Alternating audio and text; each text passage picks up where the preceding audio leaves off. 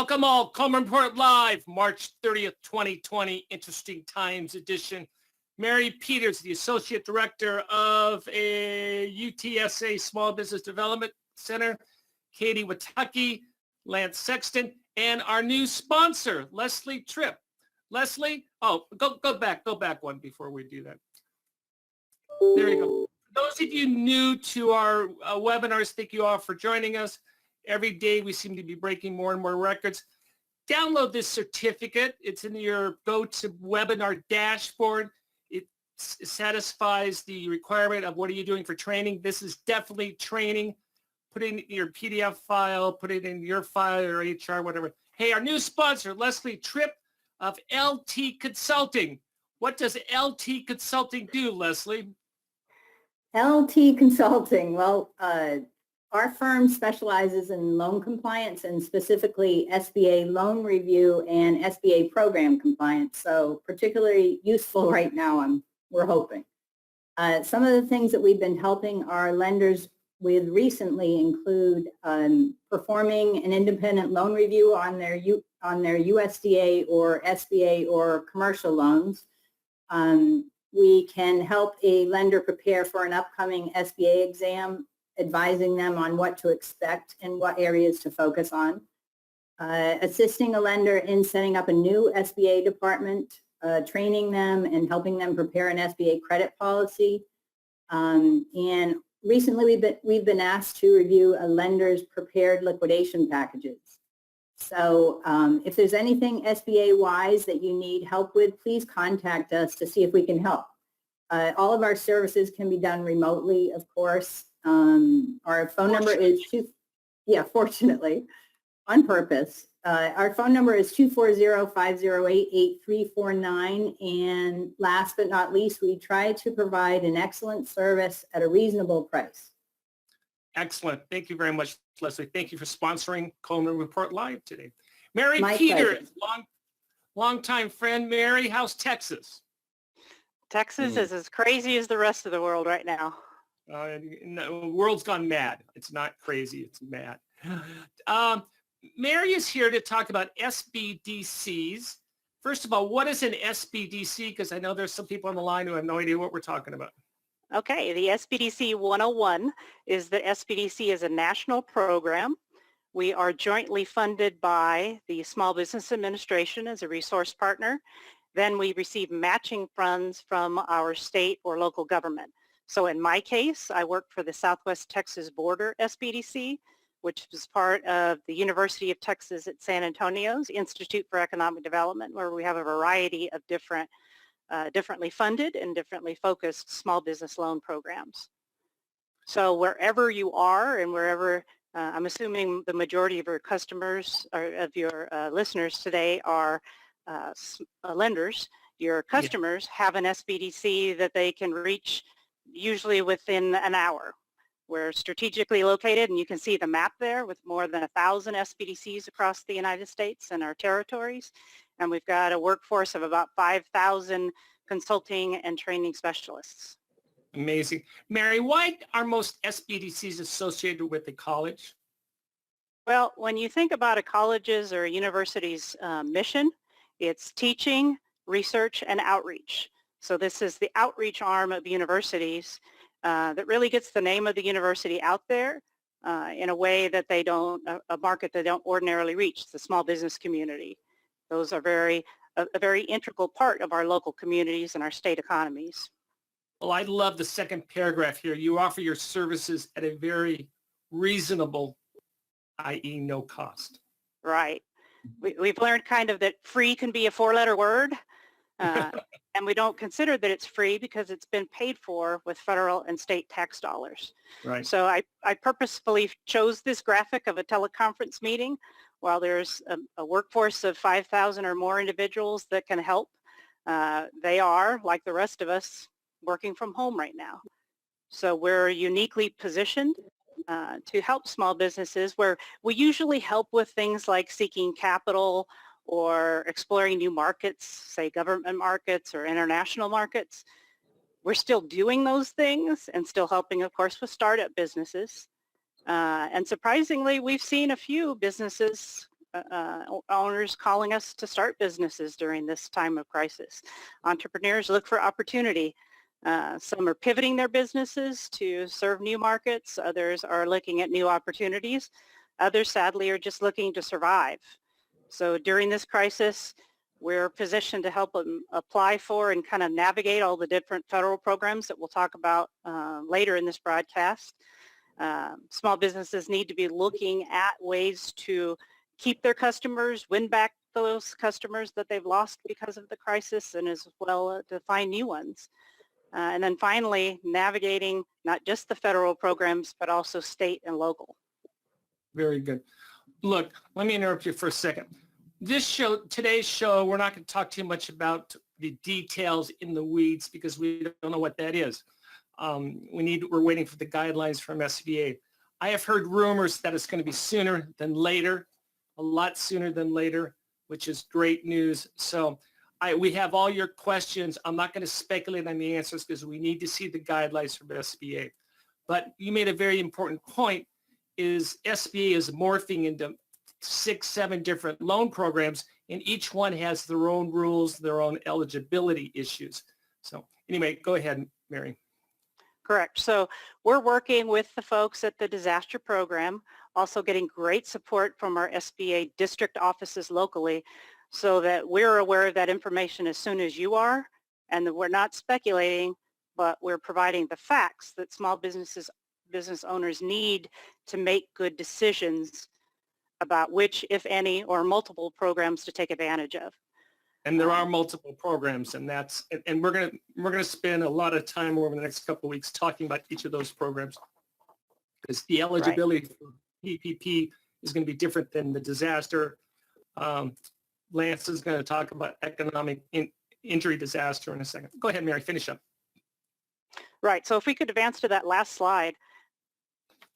I did show a map that showed the strategic coverage of our Small Business Development Center programs, but our national association, America's SBDC, does have a function on their website where you can find your local SBDC. While we're remote and you could find an answer from an SBDC anywhere right now, we encourage you to identify your local SBDC. These business advisors and training professionals will have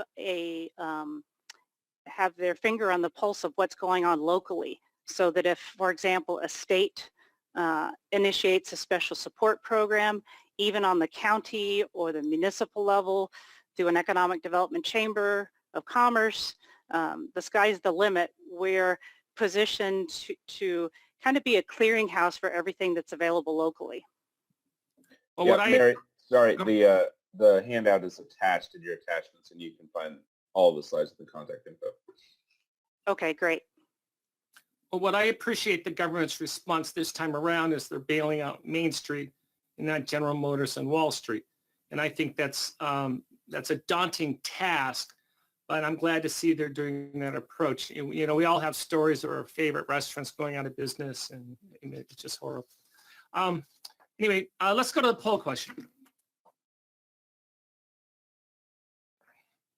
Hey, Bob, on the SBDC, in my position as a participant lender, we use our local SBDC frequently, especially on startup businesses. You know how important projections are in the underwriting of an SBA loan, and you know the Inspector General is concerned about the quality of the projections. Well, our local SBDC helps startup businesses prepare a high quality set of projections with a quality summary of assumptions that help meet SBA's requirements. Well, Lance, you and I are on the same boat on that. I do not believe the lender should be involved with projections. SBDC absolutely should. Mary, do you like those poll results? I do. Well, the other thing, Bob, that comes into play, extremely high quality professionals at the SBDC. They have resources that help provide legitimate projections and assistance for small business owners. And just to throw it out there, I was talking with Mary earlier. I'm a former SBDC Center Director myself back many years ago. Well, what I appreciate about the SBDCs is that they do accounting, marketing, you have classes, right, Mary? Yes. And to be a successful entrepreneur, you have to be a Renaissance person because you need to know accounting, you need to know marketing, you need to know logistics, HR. You've got to do it all. So, I mean, that what you offer is a great service. And for those of you who answer no, make contact with your local SBDC. And if a startup comes in, that's the first thing I would do. Go talk to these people over there. The training program the SBDC provides is exceptional as well. First training program I ever taught, Bob, was how to start a business in Arkansas in 1984 at the Small Business Development Center in Little Rock, Arkansas. Well, we Mary, might what do just you call you charge? back as a speaker. Would love to. Mary, what do you charge for those classes? The classes we consider low cost. They're either free or kind of cost recovery for us. So for example, most SBDCs will teach QuickBooks and then work one-on-one with the entrepreneur after that workshop to fully implement an appropriate chart of accounts and use the reports to make good management decisions. Our bandwidth, like everyone else, is overwhelmed. We're doing our best to respond to small business owners at the first opportunity that we have. It's important to note also that SBA, really three resource partners are the SBDC as well as the SCORE program and the Women's Business Center. So we're working with all of our partners to ensure that we respond as quickly as possible to those small business owners that critically need support so that they can present themselves to the small business lenders and directly to SBA. Well, I'm a huge fan of what you do. Let's move on. Do you think your customer needs assistance with applying for these disaster loan products? Well, Bob, we continue to get guidance. I got something from our local district office that they've even further simplified the application process for the EIDL loans. Yeah. Well, we're going to be all over this. Our goal over the next weeks is to differentiate all these programs. Number 3, can you access the economic injury disaster loan application? Lance, what is an economic injury disaster loan? Well, those are the SBA disaster loans that are applied for and funded directly from SBA. So you can currently go on to the SBA's website, sba.gov. You'll see a link at the top of the page for disaster loans. And the small business owners can apply directly to that website for the what I call EIDL loans. And how do you qualify for an EIDL? Well, you have to be a small business. You have to have economic injury, which I'm not sure that there's a small business in America that, yeah, I will tell you, Bob, I had to go through my entire list of loan customers. And I had one that said, hey, we're doing fantastic. Revenues are higher than they've ever been. And we're doing great. And I'm just like, thank you for the positive report. It's nice to hear that. But I would say most small business owners have experienced economic injury. There is a pretty simple application that you complete, a little bit of information that you have to upload. It's not a difficult process. However, the EIDL loans are not the loans that have a forgiveness feature. They're typically, the interest rate, I think, is 3.25%, a 10-year deal.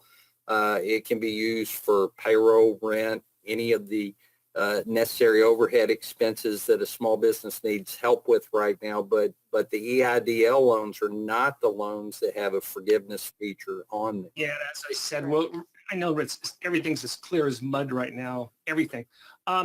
Let's see,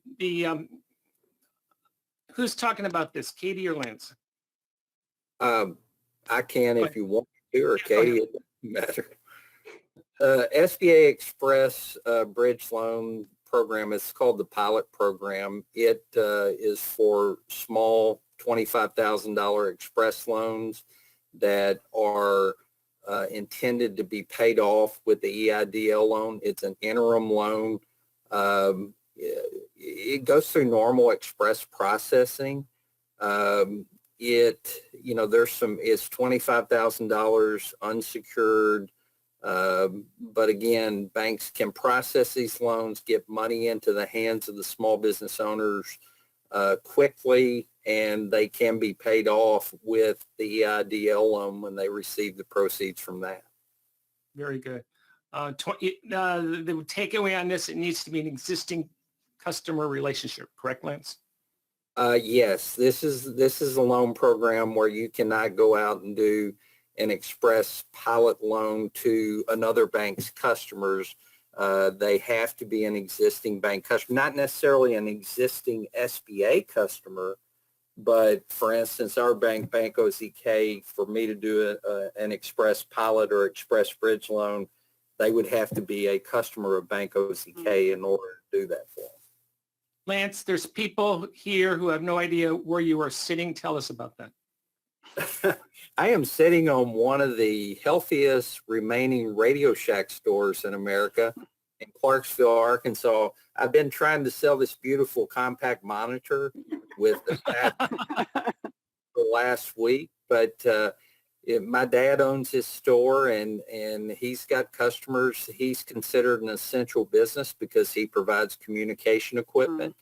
And he has exceptional internet, Bob. So I'm officing in, again, a Radio Shack in Clarksville, Arkansas. And you get to see your dad every day. That's pretty cool. That's the incredible benefit. And Bob, my dad is an entrepreneurial story. He started his business in 1967, and he's still at it. Awesome. Tell us about debt relief, Lance. Debt relief.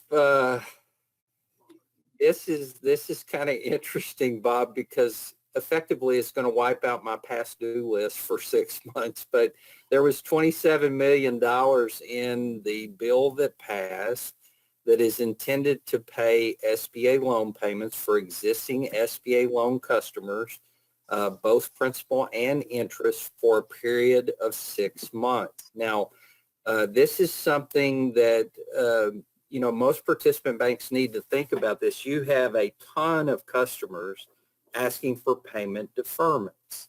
Well, when this comes through, your customer's not going to need that payment deferment. SBA is going to provide payments for existing SBA loan customers that you have for a period of 6 months. Now, in terms of implementation, Leslie, do you have something to add? Because well, the loan forgiveness portion is applicable to the PPP loans. And if I was a borrower, obviously I'd rather have my loan forgiven than deferred, right? Yeah, but here's the thing, Leslie, this is for, let's say I did a loan 5 years ago to a customer for $500,000 for a restaurant somewhere in Texas.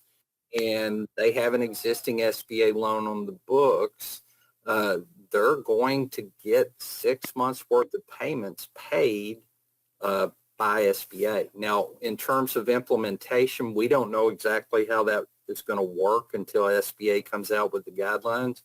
But my take on this is if I have a deferment request, which I have many of those with customers, and I'm considering processing it, I'm on pause right now to find out how this is going to be implemented. Right. Why defer a loan if SBA is going to pay 6 months worth of principal and interest payments for that existing SBA loan customer? And what an incredible way to help strengthen small businesses. But we're just waiting to get an understanding of how this will be implemented.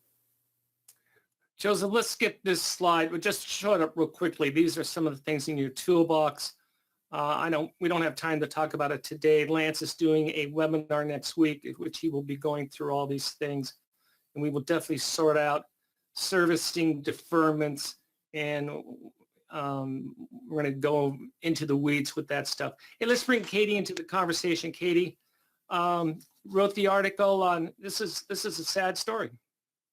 Right. So in China, we were already seeing a lot of small business restaurants that are still not doing well after several months now of starting to get back into business. And here we're seeing a similar problem already with 11% of restaurants anticipating now that they are going to need to close permanently due to the COVID-19 outbreak.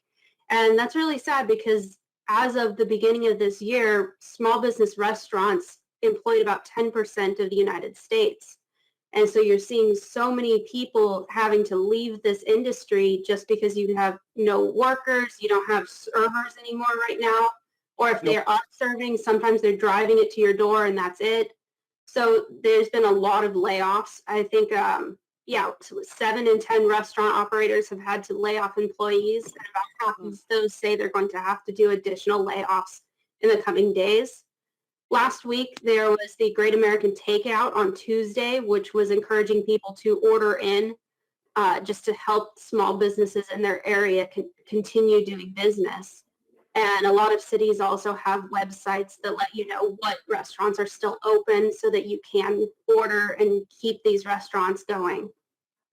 Bob and I had a conversation, Katie, prior to this call. All 3 of my daughters, 2 are in college, 1 is out of college, worked in the hospitality restaurant industry. All 3 right now are sitting home without a job. Mm. In your house? In my house that I have that's for sale, yes, they're all in my house. But they all have corresponding apartments that Dad's going to have to help them support until they can get back to work. I have one daughter who has a general manager's job, a offer subject to lifting the hiring freeze that was caused by the COVID-19 situation. So it affects us all. And you know, when this first happened, Bob, I was thinking, wow, this is an opportunity because of my servicing and liquidation background and these disaster loans. And I'm thinking not much of an impact. And then I start getting calls from my daughters saying, hey, Dad, I got laid off today. And that is just 1, 2, 3. Even my daughter, who was a general manager, got laid off. Yeah, I mean, we all have those stories. It's terrible. All right, Lance, what are you going to talk about on Wednesday? Hopefully, we're going to have some more guidance, Bob, on what the stimulus package. We won't have it on Wednesday, but on this one, we're going to talk about what the Senate did. What Congress did, what the intent is. And then Lance is going to do deferring, and we'll break out all the deferments and all the different programs on that. And then hopefully, I'm sorry, Lance, and then hopefully by the 15th, and I'm pretty sure that the guidance will be out by then, we will go through the specific guidance and specific rules. Go ahead, Lance. Well, on the 8th, we're going to talk about, and I continue to stress the importance of proper servicing of your SBA portfolio. And Leslie's company, by the way, Leslie, it's exciting to have your company as a part of this because so many things that you mentioned you provide assistance with. I built 3 SBA lending departments. I would have loved to have known your organization when I was going through that process. But servicing your loan portfolio properly, especially during a challenging time like this, is critical. And we're going to cover that on April the 8th. Very good. And then we do I think it's, Joseph, we need to change that. I think it's our 12th annual hotel financing. Hey, and we're starting our training up. We meet and greet Thursday, but we really start next week. And for all of you who are at home, you may want to consider one of these options. Mary, thank you so much for joining us. It's good to see you again. Thank you. Been way too long. Leslie, nice to meet you. Lance, as always, great job. Katie, good job in what you're doing with us. And with that, we'll see you tomorrow at 1 o'clock Eastern. Thank you very much. Have a great day. Bob.